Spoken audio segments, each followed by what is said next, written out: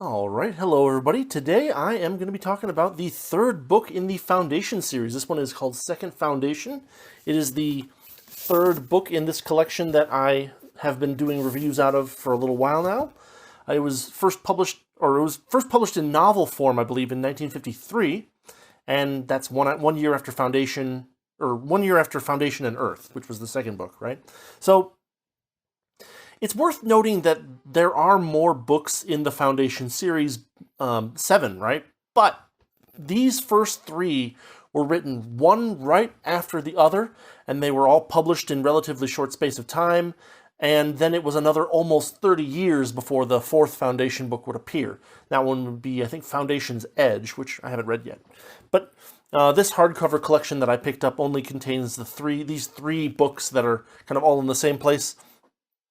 And as in previous books, this one was serialized in Astounding Science Fiction, I believe, and then combined into a novel later on.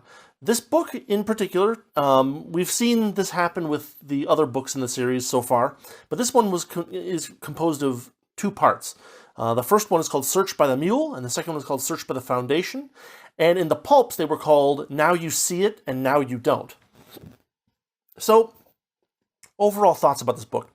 It is the same functional, excellent, descriptive prose that isn't too flowery that you come to expect from Asimov. If you've read the previous two books, you won't be surprised by the prose itself in any significant way. There's no crazy,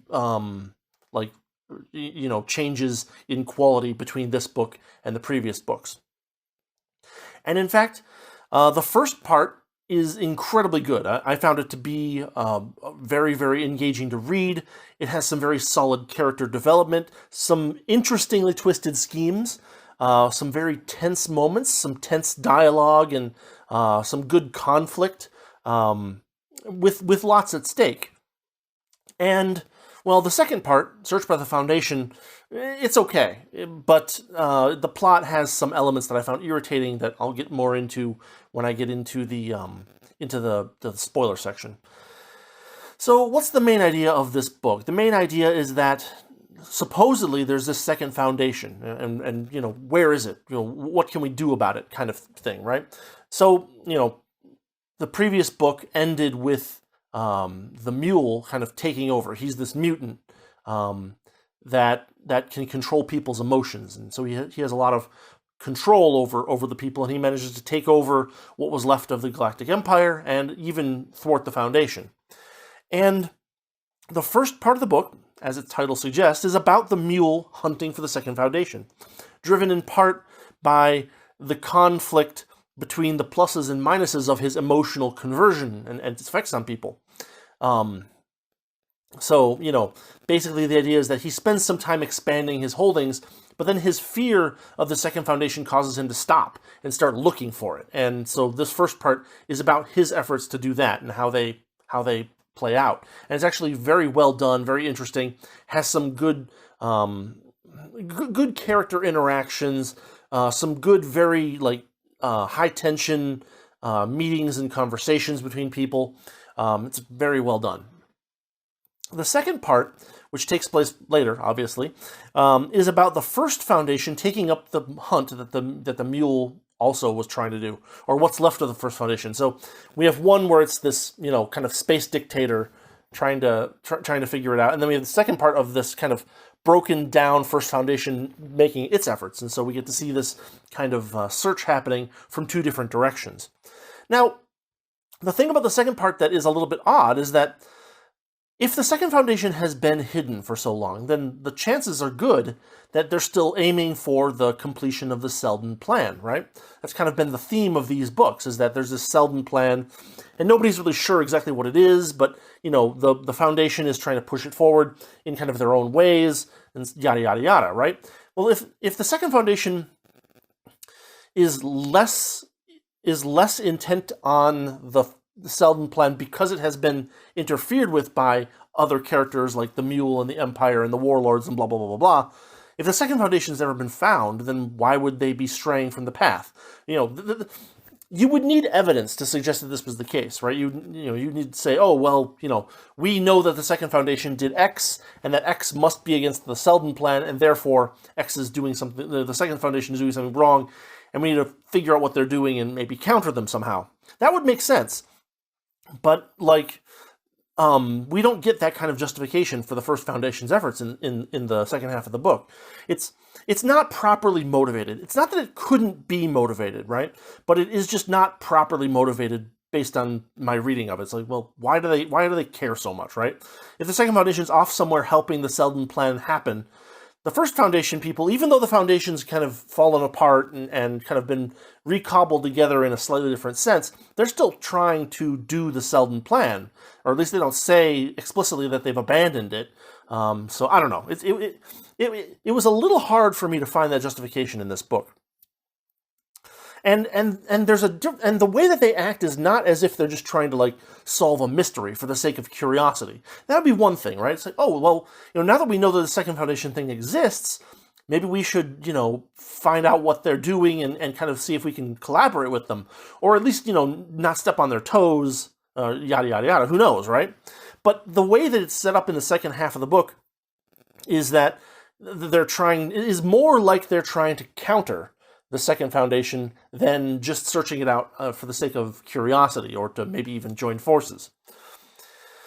And there's a difference between wanting to solve it. There's a difference in your behavior between situations in which you're trying to solve a mystery versus you're dealing with something that you believe is malicious. And in the second half of the book, they act a lot more like they're in the latter case. So, because these three books were written 30 years before the next set of four were started, the end of this book does seem to end the story. There is a clear conclusion and kind of a suggestion of, and they all lived happily ever after, some more happy than others. And later books came decades later, so it wasn't likely that Asimov had a really solid idea of how those last four books were going to go when he finished this third book. So, it was something he thought up later, is likely, is my suggestion. What I can say is that if you want to read the first part by itself, and you can even read the serialized version, I'm pretty sure, so I don't know for sure about the 1949 Astounding Science Fiction magazines, but I did find the first part, Now You See It, in I believe it's the January 1948 issue of Astounding Science Fiction, and I'll have a link in the description if you want to go check that out. That to me is the best part of the book. So, if you want to get a feel for what the best parts of Second Foundation are like, you can go read that over an archive. And, you can always check out the whole book or something somewhere else. I'll have a link to that too. So anyway, before we get to the spoiler section, I think it's worth saying that Asimov is obviously a giant of science fiction for a reason. And so, of course, if you read a lot of science fiction, if you want to be knowledgeable about science fiction, you eventually need to find out, you need to read some of his stuff. You could spend more time on the robots books if you want, but, Foundation is very well thought of for a good reason, I think. Right? It did win the best series ever contest for one of for the Hugo organization, right?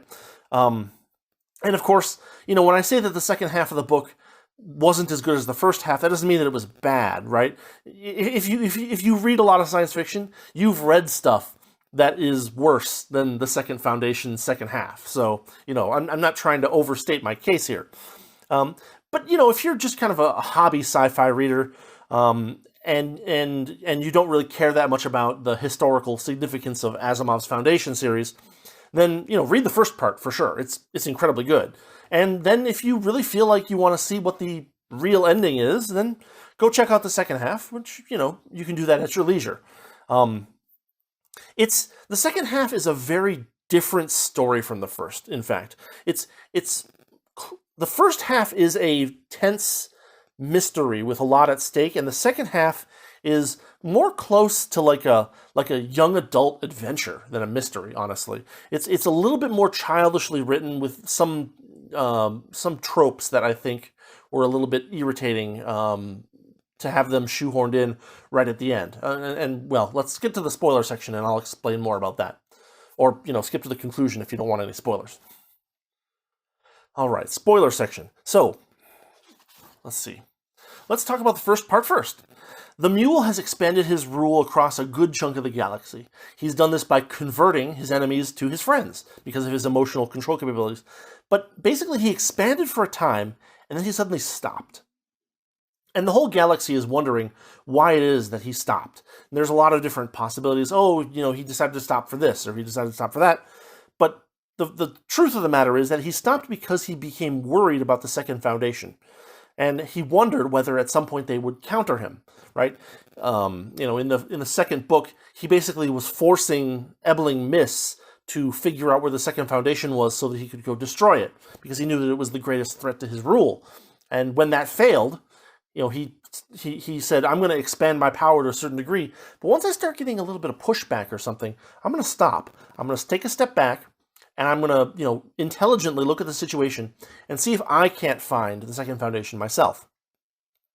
And in fact, by the time the first part starts, he's spent several years looking for it without any luck, about 5 years.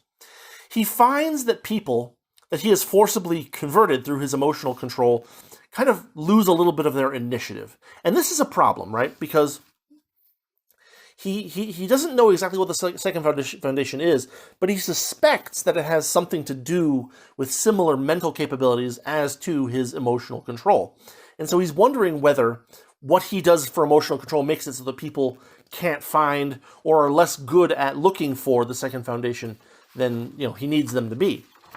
So what he does in this first part, is he plans a final search for the Second Foundation by kind of combining his greatest general, Han Pritcher, from the previous story, has been converted and is now, his top general and is completely loyal to the Mule. And he then adds on to the expedition someone who's unconverted, a guy named Bail Chanis. And their job is to, basically Han Pritcher is the safety valve on Bail Chanis's ability to find the Second Foundation. Now, what happens after this is a very interesting and I think very well executed, layered set of twisted events where we have knowledge that is disguised as insight or deduction or prediction. We have Bail as a self-interested character, ... or is he, right? Because if the Mule can convert Han Pritcher, then maybe the Second Foundation can convert Bail Chanis, or maybe not. Maybe he's just self-interested.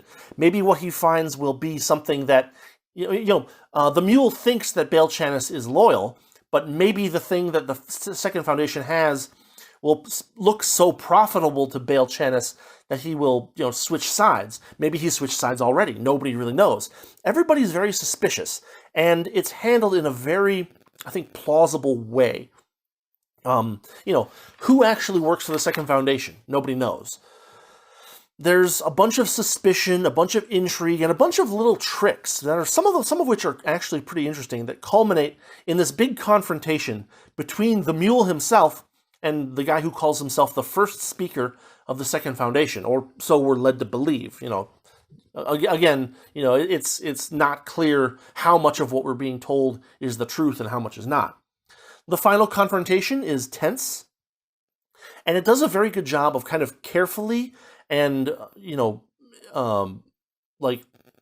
meaningfully peeling away all the different layers of deception in the story to create a fairly concrete and satisfying result. The Mule himself is defeated. And the way that it happens is interesting enough that, it's still worth reading even if you know what happened at the end. So that's kind of the first part. We get a taste of what the Second Foundation is. If what we're being told is true, then the Second Foundation definitely exists. It definitely has certain powers that are interesting in their own kind of way. They definitely are in opposition to the Mule. The Mule definitely has plans. Everybody is kind of worried that everybody else is going to backstab each other, and it's very well done. It was just a really solid read. And then I got to the second part, which happens several years later, where the Mule is gone, but kind of the first citizen that the Mule brought himself out to be continues to exist and continues to rule over a very small group of 27 planets, all centered where the Mule was in the previous story. The second part is about the first foundation or its remnants trying to find the second foundation and counter it. And this is, I mentioned this in the non-spoiler section. Why counter it, right? If the second foundation was a clear threat to the mule, that's fine, right? Obviously, the second foundation is a threat to the mule because they already explained how the mule kind of breaks the ideas, one of the fundamental assumptions of psychohistory, right? But the first foundation shouldn't really be opposed to the second foundation. There's not enough time spent explaining why they want to oppose them, right? If the idea is to get back to the Selden plan, then the second foundation is, of course, less likely to be off the path than the first. They've had less interference being a secret. So, leave it alone or treat it with curiosity. That would make more sense, especially for a group of people that, are descended from scientists, right? Let's figure this out before we make our judgments would be the way that a scientist would look at this kind of problem. But, they're like, oh, we gotta get them. So I don't know. I found that to be a little bit poorly explained. Then we have a very kind of like unexpected trite element that pops in the form of this like super smart 14-year-old character who outsmarts everybody and makes herself into a central element of the story. It's kind of like young adult reader fodder, but it's a little hard to believe that, like, okay, and I'll explain why. It's not that it's not that it's hard to believe just because this person's 14 years old. It's not very well justified, right? This character, Arcadia or Arcady, I forget the last name. She's a history studier, right? She wants to learn more about the Selden plan and the history of psychohistory and the history of the foundations and yada, yada, yada. That's fine. But she's too lazy to write things out herself, so she is begging her father for a transcription device, basically.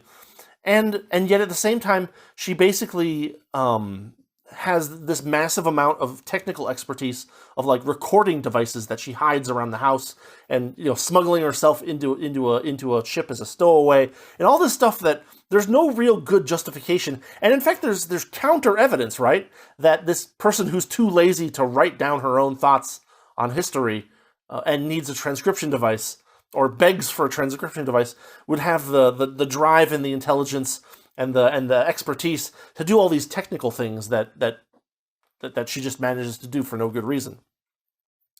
So one of the other problems with the plot here is that in addition to what I've said already, we find out through these interludes where we kind of get the perspective, presumably, of the actual second foundation, is that not only was Harry Selden the guy who turned psychohistory into a real science and learned and figured out all the math behind it and turned it into something that could really predict the fate of the galaxy, but also he has figured out this kind of like pseudo telepathy. It's like a gestural communication thing going on that supposedly Harry Selden also figured out, set the second foundation onto that path, and it's a weird idea, right? The idea that the way that it's presented in the book is that a person can smile just so and hold up one finger just so, and in doing this, they actually create multiple paragraphs of meaning to another person who has developed this particular organ in your brain that allows you to interpret these gestures, basically. It's very weird, and it doesn't make a whole lot of sense. Because the idea is that if you hold up your one finger just so, it's one paragraph, and if you go over here, you get a different paragraph, and if you go over here, you get two other paragraphs, right? It's not, the reason that we have something like language where we can turn it into discrete objects, distinguishable objects like words, is so that we can make meaning work better. And the idea is that there's like an organ in your brain that actually deteriorates if you use vocal spoken language. And so the suggestion is also that Harry Selden managed to cultivate this organ in his brain while also absolutely talking all the time, and communicating in written word when he's doing mathematics, and somehow this doesn't affect his ability to do the gestural language stuff, even though it says in the book that it does. It's a little bit self-contradictory, and I found that to be a bit jarring as well. So The first part is all about these layers of deception that go one on top of another, and they're all planned in very plausible ways. In this part, it really seems more like it's much more contrived or slapdash. There's not really a great reason why this layer of deception is on top of this layer of deception is on top of this layer of deception. It's like the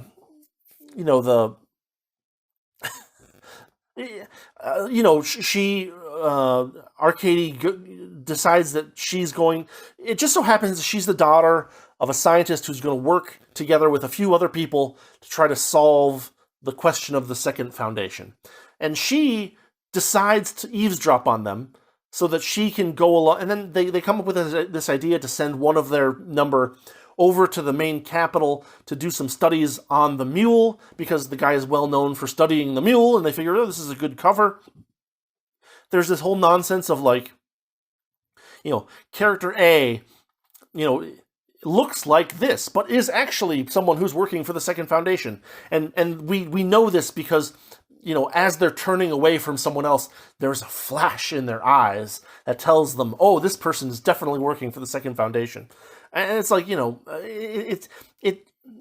these things happen in sequence, but they're not. But it doesn't feel like they follow each other in a logical progression as much. The first part, it's like this person thinks this, so he does this, which causes this other person to react to do this. And this one's just like she does this, and then this happens, and then this happens. It's the difference between a causal chain and a coincidental chain, right? It just feels less. What's the word? Like, I don't know. It bugged me. I'll just put it that way. And when you read it, you can determine whether I was crazy or not. Maybe I am. And after all of these contrived, bits of intrigue, and this person double crosses this person who triple crosses this person who triple crosses this person, and this person is bribed by this person, but actually he's already being bribed by this other person we get this ending, which is more like Clue, the movie, than anything else. We get, oh, this is the answer. No, this is the answer. No, this is the answer. And everything gets reversed and reversed and reversed again and reversed again until as a reader, you're just kind of like dizzy. And it frankly, it's a bit much, and it's not well enough motivated for it to be that way. And then at the very end, in the last 3 or 5 words of the book, we get an "it was me all along" thing, surprise as well, which just feels kind of cheap. I don't know. The second half of the book, and it's more like 2/3, right? The first part of the book is actually pretty short. The second part is much longer, and it just contains a lot more things that don't seem like they're very well justified. So anyway, that's kind of my thoughts on the thing with spoilers. Like Arcady goes to the Capitol, and then she tries to escape, but then someone tries to help her. But then, a police officer comes, and it just so happens that the police officer is also working for the Second Foundation. And so then they take her over to Trantor, which is the previous planet where the Empire used to be centered, and nothing happens. And then other stuff happens over on the First Foundation. And then they find out that somebody's got. Then they find out a way to determine whether someone's mind has been tampered by the Second Foundation, and then they determine that that's not actually a good indicator. And then they determine that yada yada yada. And then they come up with this idea for a machine that blocks emotional control, which also blocks the Second Foundation stuff, even though they're not actually the same thing. It felt like a mess, and I don't know. That was the perception I got. But anyway, let's finish the spoiler section. Let's get to the conclusions. Okay, conclusions. Obviously, I'm being a little harsh on the second part of this book because it didn't meet the expectations that had been given to me by the previous books and the previous first part of this book. But also, obviously, this is a huge classic of sci-fi, part of a very important series. And, personally, I waited way too long to read the Foundation series. And, considering myself to be something of a lover of science fiction, you got to read it if you're gonna claim that you're a knowledgeable at science fiction. It's just one of the fundamental pillars. And you can wait like I did, but it's not going to hurt you to read it, certainly. I mentioned earlier there was that greatest series of all time vote that Foundation won, and this was when there were just 3 books. So, which of course, the fact that this is the one of the 3 books in the greatest series of all time doesn't mean the book is perfect. I really enjoyed part 1. I was not impressed by part 2. Part 2 was a lot longer than part 1, so I got through the good part, and then I got to a part where I was like, this is not quite as good, but it wasn't bad, right? At no point did I feel like, oh, this is poorly written, or I'm not interested in these characters. There was just kind of a couple of things that kind of blocked me from really thoroughly enjoying the second part. It's just not as tightly plotted, and it's not as plausible as the other parts of this story have been, right?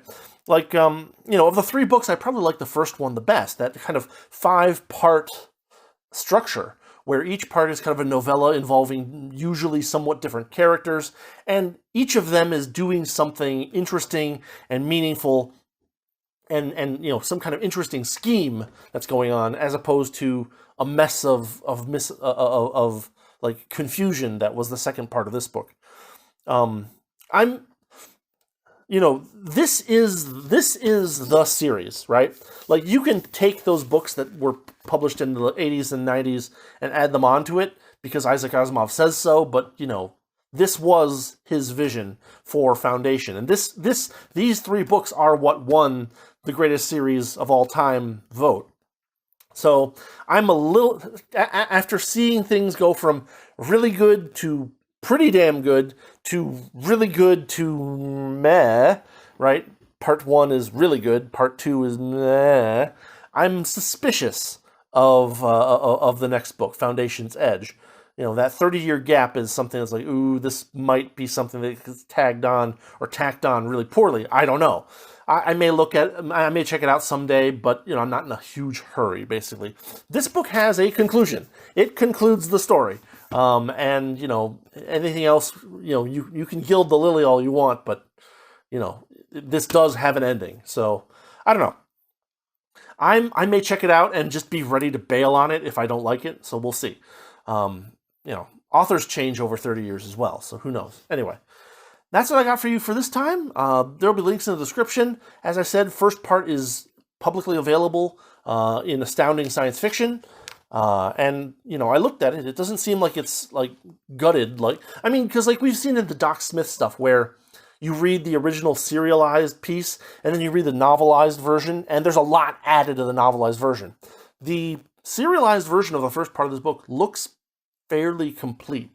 I didn't read the whole thing a second time to compare, but it was long. It was about the right length, and it wasn't missing any characters or anything like that. So go check out the first part of this for sure, and that part you can do with no expenses. And then if you really want to read the second part, there'll be a link for that too. So anyway, thanks for watching. Thanks for listening. Have a good week, and I will see you next time. What am I doing next time? I think I'm gonna do Starship Troopers. So, hopefully I can read that this week. Anyway, have a good one, and see you later.